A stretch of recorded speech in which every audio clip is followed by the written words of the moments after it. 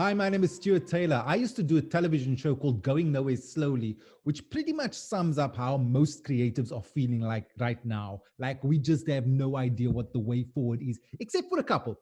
A couple of them have embraced this time of a pandemic and have been producing some amazing work. And my guest today is one such person. It's Claudine Ullman. Hi, I'm so excited to be here. Any reason to put on makeup and do my hair, you must understand. And I've done everything. I mean, I've put all the things in. I'm wearing the shinies.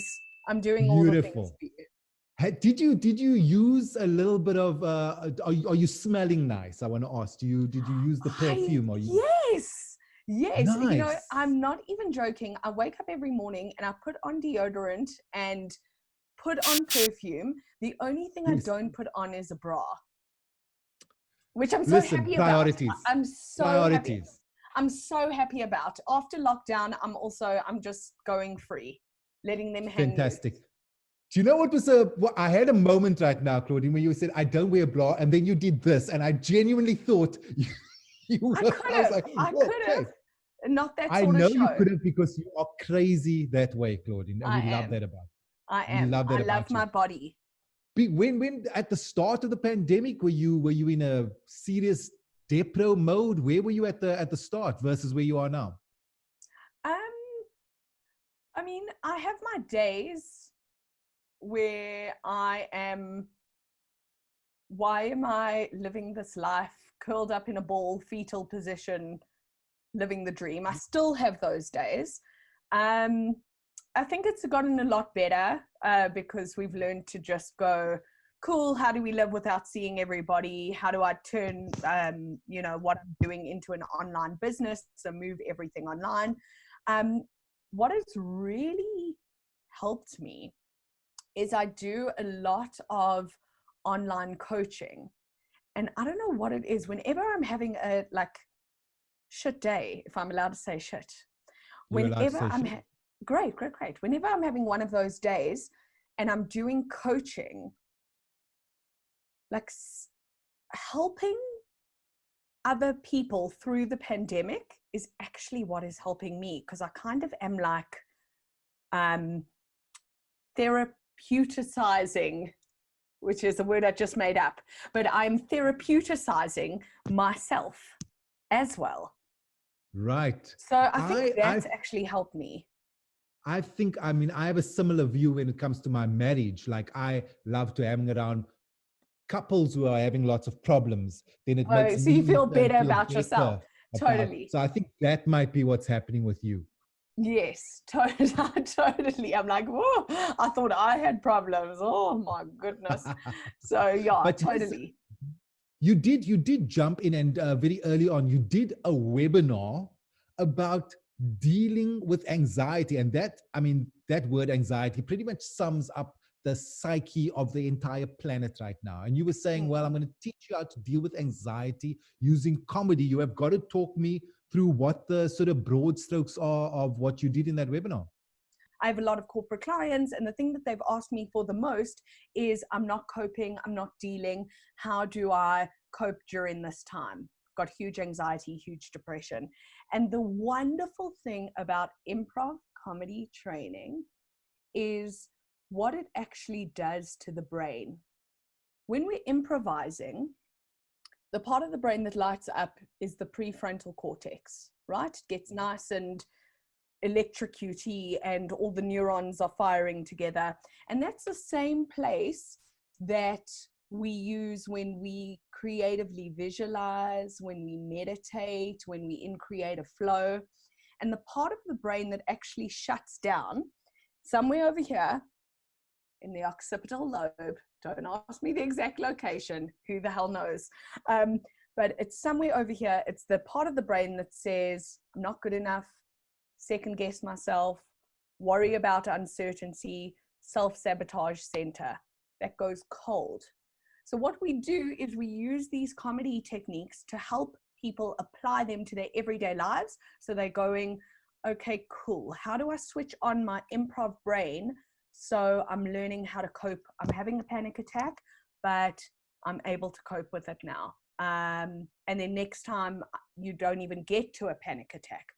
So what we're trying to do is we're trying to get people to live in their prefrontal cortex, to live in their creative flow. And also, a lot of people, another question that I get is, look, I'm not a comedian.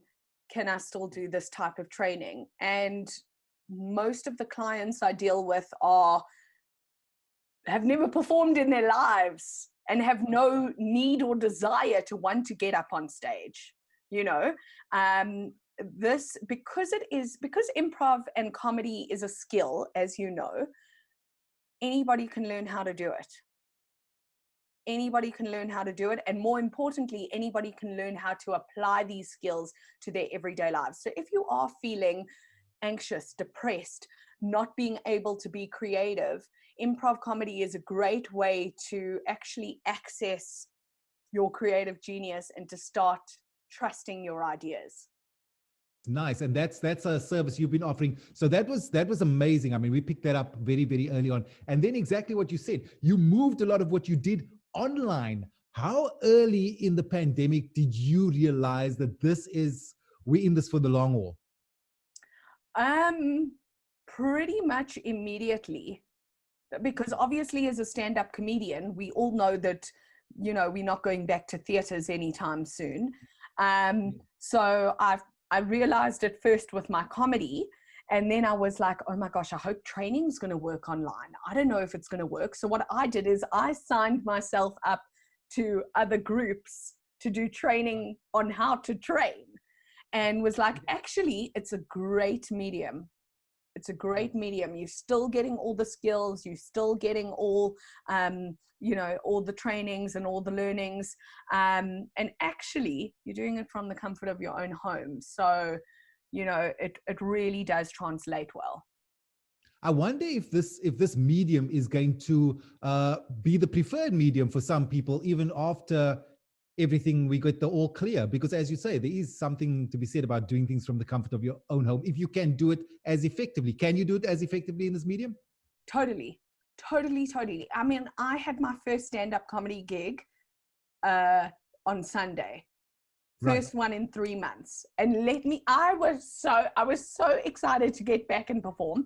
And we did it in this open air arena that usually seats 25,000 people.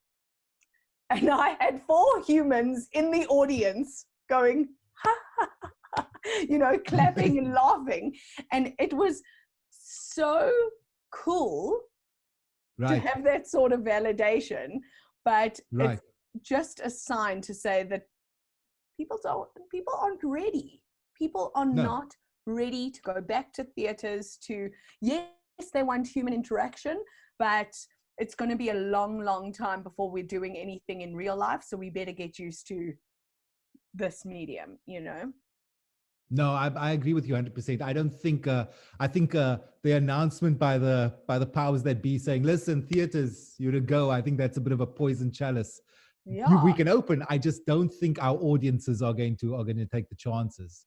I mean, would you want to take the chance with your audience? No, I wouldn't. I wouldn't. I mean, it's, and also as you go, it's the financial risk on my side. So it's really, normally you're rolling the dice. Now you are seriously rolling the dice, and I mean, it's something else. But you've done amazing work online. I've been following what you've been doing. I loved the big time. Talk me through where this, because I mean, it's something you've done before, but you kind of reinvented it. Talk me through that. So the Big Time started off as a podcast. It was produced by the award-winning team at Made. They love it when I say that.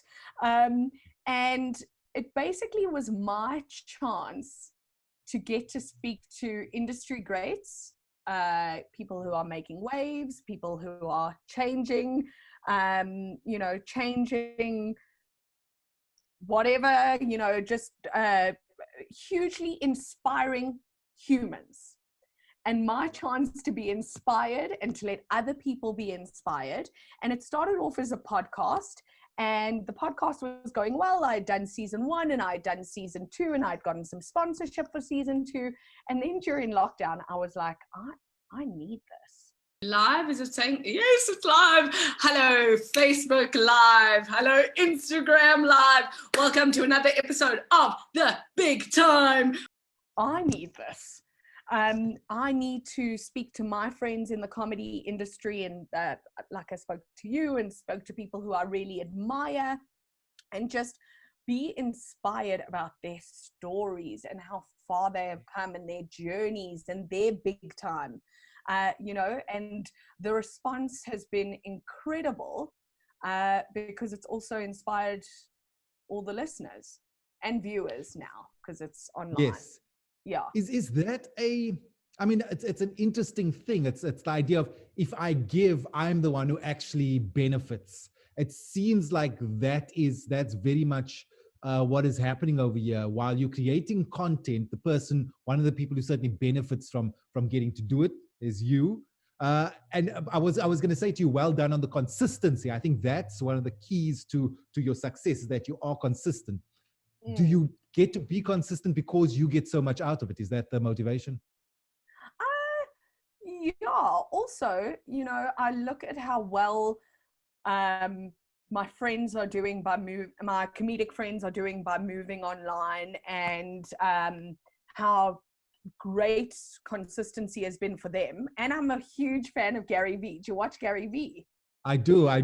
Donovan Goliath put me onto him. Yes. So I'm a huge fan of Gary Vee, and anything that Gary Vee says is like Bible. So Gary Vee is like, consistency, don't worry about the quality, put out quantity, the quality will come as you get better in this medium. There's very much, I mean, I struggle with that. So is that it? Is it you just go, I just got to put out, because I often fall into the trap of going, no, it's got to be of a certain standard. And ultimately that's an excuse. Yes, it's got to be of a certain standard. It's an excuse for laziness. Yes, it's a procrastination tool. I am just like, put it out there. Netflix hasn't phoned me. I mean, they're going to. Yes. I've got my cell phone on me. They haven't phoned me yet to say, Claudine, we're ready for your next sketch show. Or, well, not next, first. But I know I'm ready. So in the meantime, what I'm doing is I'm creating my own sketches, creating as much content as possible, just waiting for Netflix to say, how's it? We'd like to pick up what you're putting down, girl. So I'm just making sure that I am getting it out. Consistency is key. And if you just keep putting it out there, someone will eventually pick up what you're doing. That's the motivation. That's why you use your poor husband. Oh, let's not even talk about my poor husband, because I've had to have deals with him. Like, if you shoot one TikTok, I will cook dinner and clean every single night of the week. Like, I have to like constantly force him to do it. And when he is in my TikToks, you'll see in all of my TikToks, he's not happy about it, but I'm like, it's so much funnier with you in it. So he's really not a happy participant at all. No, he's a brilliant participant. I do love the TikToks where he's in. Listen, you can trade favors for his participation. You can't trade it for his eagerness, unfortunately. Yeah. I mean, I just shot a new commercial, and I shot a commercial with him in it. And he was basically I was doing exercises and he was my legs. So it looked like I could bend my legs all the way. And he had to put on stockings and leg warmers. Did he have to shave? Shave? No. I mean, that's too far. But stockings and leg warmers, I was like, this is true love. I mean, he did ask for half of the money. So I was like, fine. You deserve it. Fair enough. He was half of the body, Claudine. He was half of the body, so he got half of the money. But yeah, he's absolutely adding to my comedy and helping me out. He is. So, and that's cool. So cool. Consistency is your big driving force. Just putting it out there. That's some real pearls of wisdom. What I also like is the fact that you've reached beyond South Africa's borders. There's a lot of people are doing things online, but they don't realize that you can reach outside of the borders. The whole world is in a lockdown. So you get people like Dane Baptiste on your podcast, you get Dan Frigolet's on it. And now I want to know about this very exciting collab you've got with the freaking comedy cellar Wait. in New York. I am so excited. I cannot even tell you. So at the moment, we have just finished a Second City online masterclass where you're getting to study with the director of the Second City in Chicago. And that is basically where Bill Murray and Tina Fey and Will Ferrell and all of them studied, right? It's like the Harvard or the Oxford of improv. It totally is. It totally is. So what we have now done is we have gone to the Harvard or the Oxford of stand-up comedy, which is the New York Comedy Cellar. And we have gone, you have this incredible training program with somebody like a stalwart who's been in the industry for over 30 years. How do we bring this to South Africa? How do we lower the price? How do we get South Africans to perform, obviously virtually, but at the Comedy Cellar? How do we create those relationships? And I mean, only the big dudes perform at Comedy Cellar. Yes. No. I mean, it's like I don't think you can actually understand what a big deal performing at the Comedy Cellar is unless you are in the industry. Like people be like, but it's this tiny little underground venue. Surely Carnegie Hall is more important. No. The cellar is the most important. I'll give you an example. People like Aziz Ansari, Bill Cosby, Louis C.K. Now hashtag me too.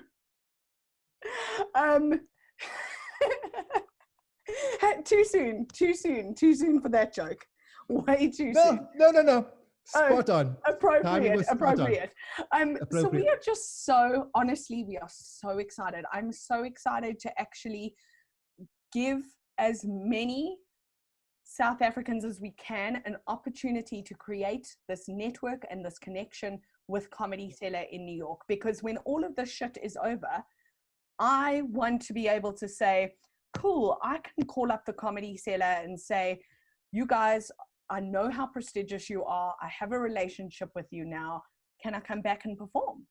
It's a really great opportunity for comedians. I mean, you said that you had Comedy Collective when you were starting out. Yes, yeah. You know, you had a group of comedians who could critique your work, who could help you through it. I wish I had that starting out. Yes. The reason why I'm bringing this to this country is because I didn't have help with my first 5 minutes. Yes. I just had to go out on stage and say, I think this is how comedy works. It's a brilliant initiative. What makes you, I'm like, where do you get the balls? Where do you get the balls to go, well, I'm gonna shoot for the stars like that? I mean, that's a real ballsy thing to do, to go, well, I'm gonna not just rustle up a couple of local comics over here. I'm gonna go to the godfathers of comedy and get them to endorse what it is I do. It takes such amazing guts. Where do you get that from? It takes balls of steel. I do have balls of steel. You know, one thing about me is I'm a hustler. And I want these opportunities for me, and I want these opportunities for South Africans. I've spent my life savings going to Chicago, going to New York once every 3 years to study, to perform, to make sure that I am growing my network and getting out there, you know? And so it's really important to me that I am bringing it here. Next course that we've got, which I'm so excited about, there's an improv format. So long form is where you get like 1 or 2 suggestions and you do a 45-minute show. A play, yes. A whole play. Yes. So Armando Diaz, who invented the Armando, which is like the format that Amy Poehler and Tina Fey and Matt Bresserman use in ASCATs, which is their live improv troupe. They use the Armando. And I've emailed Armando to say, let's bring the Armando to South Africa. Amazing.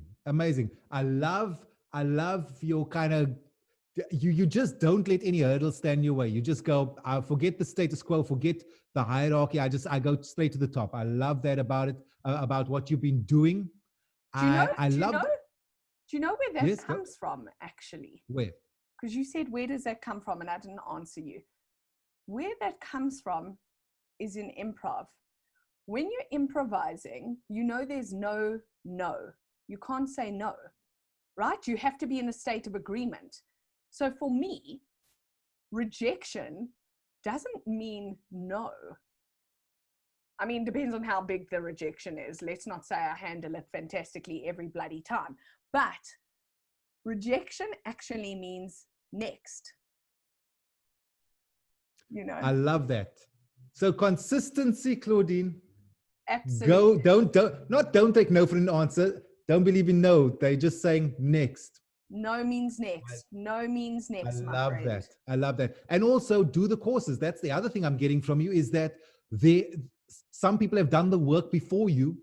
Go learn from the ones who've already done the work. I have done Improv 101 around the world. I don't even know how many bloody times. I teach Improv 101. I teach Improv 201, 401, all of that. But every single time I teach or I take a course, I'm like, there's so much to learn. There's always so much to learn. I'm learning from my students. I'm learning from taking the courses. You can only get better by doing it. Listen, those are some pearls of wisdom, and I know the people who are watching this are going to walk away going there. Okay, I've got some thinking to do. You definitely are one of the creators who are not going nowhere slowly during this crazy time. You're taking the baton and you are running, and for that, we applaud you. Claudine, thank you so much for your time. Thanks for joining me. Thanks so much for having me on this cool show. What is it called? What is it called? Tell us again. It's called Stuart Taylor's Going Nowhere Slowly Chats. That's what it's something like I'm that. subscribed, babes. I'm in there. Lovely. I'm in there. Catch it on my YouTube channel. Lovely. I will. You're the best.